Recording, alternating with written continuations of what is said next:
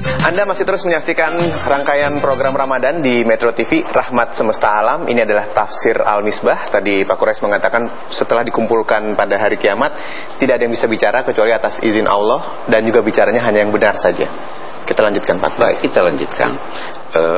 Tadi kita sudah mendapat gambaran bagaimana yang sengsara.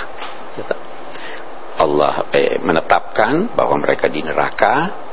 Lalu di sini ada pernyataan Inna rabbaka fa'alun bima yurid. Sungguhnya Tuhanmu, wahai Nabi Muhammad, melakukan apa yang dia kehendaki. Jadi boleh jadi yang dia ancam siksa, boleh jadi tidak dia maafkan. Dia melakukan apa yang dia.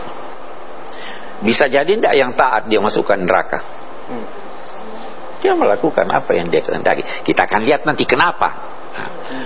Saya bergegas, itu amal ibadah Anda harga neraka atau bukan? Bukan apa? Itu untuk kepentingan Anda. Anda salat itu kepentingan Anda. Tuhan tidak ada kepentingannya, ya kan? Zakat itu kepentingan Anda. Jadi jangan menuntut bahwa karena saya sudah salat saya wajib dapat ini. Tidak. Tuhan melakukan apa yang dia kehendaki. Anda mau, dia mau. Yang wujud adalah apa yang Anda mau. Fa'alun lima yurid. Mari kita lihat lanjutnya. Wa ammal ladzina su'idu fa fil jannati khalidina fiha madamatis samawati wal ardh. Sama tadi. Hanya bedanya ada prinsip yang sangat perlu digarisbawahi. Ammal ladzina syaqau, adapun orang-orang yang sengsara. Di sini dia katakan adapun orang-orang yang dibahagiakan. Berbeda enggak itu? Yang sengsara karena upayanya. Yang bahagia bukan karena upayanya, diberi kebahagiaan oleh Tuhan. Ya kan?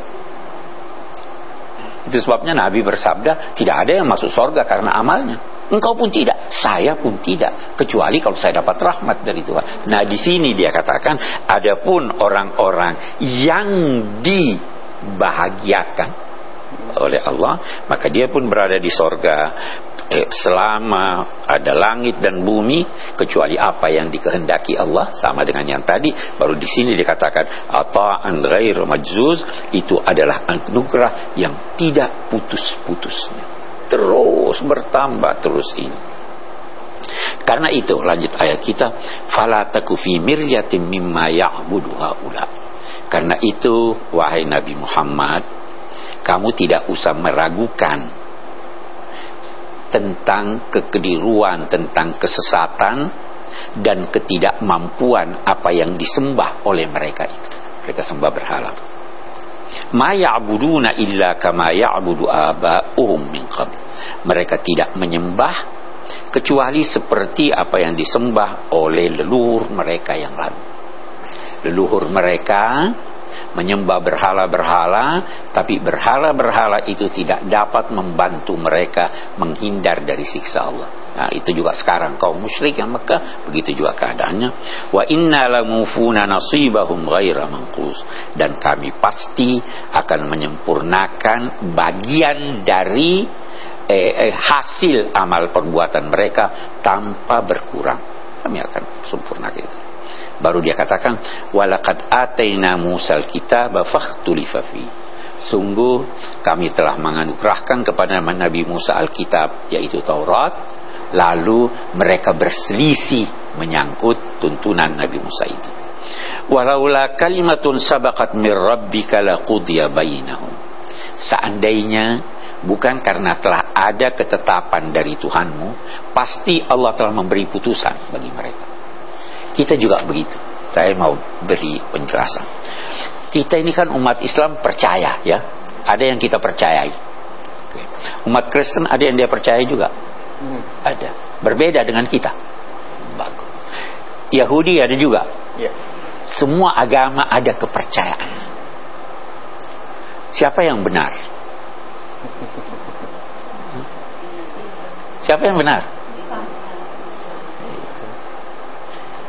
Anda boleh berkata Islam yang benar menurut keyakinan saya. Orang Kristen berkata apa? Kristen yang benar menurut keyakinan dia. Siapa yang bisa putuskan? Allah. Kapan? Di sini kita tidak bisa putuskan. Ini yang dimaksud.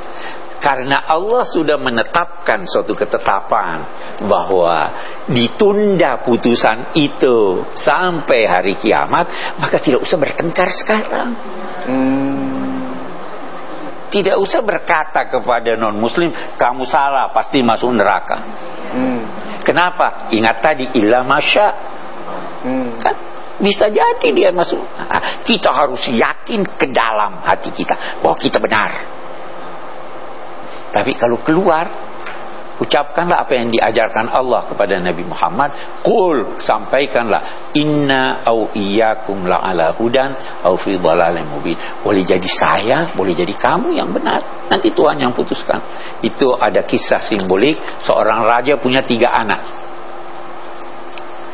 Dia merahasiakan suruh bikin cincin yang dipakainya yang persis sama, 3 cincin. Waktu dia mau mati, setiap anaknya dia panggil, ini cincin saya berikan kamu. 3-tiganya dia beri cincin yang sama, padahal sebenarnya ada 2 yang tidak benar, yang bukan aslinya, ya, duplikatnya. Setelah meninggal bapaknya, semua berkata ini cincin asli. Bagaimana caranya diputuskan yang mana yang asli, yang mana yang tidak? Harus ketemu ayah. Ayahnya udah meninggal. Jadi kapan ditentukan? Nanti di hari kemudian, ketika bertemu ayah. Kita begitu ajaran agama kita. Ya toh, ini dari dulu sejak Nabi Musa sudah beda-beda. Tidak usahlah, yakinlah Anda ke dalam bahwa karena itu pelajari agama Anda. Jangan Anda, ini persoalan, bukan persoalan untung tidak untung duit. Ini persoalan sorga atau neraka, kan? Pelajari, tetapi bijaksanalah. Itu yang diajarkan oleh ayat kita ini. Wa innahum lafi syakkin minhu murib. Memang mereka itu berada di dalam keraguan yang menggelisahkan mereka. Itu kenapa menggelisahkan? Karena dalam diri manusia itu ada fitrah tentang keesaan Allah. Ada fitrah. Kalau bertentangan dengan fitrah itu orang gelisah. Jadi gelisah. Ada rasa tentang kehadiran Allah. Itu ini tidak benar nih rasanya, tapi ragu yang menjadikan mereka gelisah. Ada lagi yang mengartikannya ragu yang menjadikan dia berusaha meragukan orang lain, menjadikan orang lain pula ragu. Ada yang berkata begini, kalau Anda ragu tentang wujud Tuhan, maka banyak yang ragu tentang itu. Kalau Anda meragukan wujudnya, Anda gelisah. Tapi kalau Anda membiarkan keraguan itu berlanjut, maka Anda akan semakin gelisah. Anda akan semakin gelisah. Tuhan itu wujud, itu menenangkan hati Anda. Kalau ragu sehingga Anda menafikan wujud Tuhan, maka Anda akan semakin gelisah. Saya kira itu. Baik. Kita akan lanjutkan sebentar lagi. Tadi Pak Quraisy mengatakan bahwa kita harus mempelajari agama tapi harus bijak dalam melaksanakannya. Ini menarik sekali. Lebih dalam akan seperti apa? Pastikan Anda tidak kemana-mana. Kami akan segera kembali di Tafsir Al-Misbah. Tuhan Maha mengetahui apa yang dikerjakan oleh fisik Anda, apa yang dikerjakan oleh akal Anda, apa yang terbetik dalam niat Anda.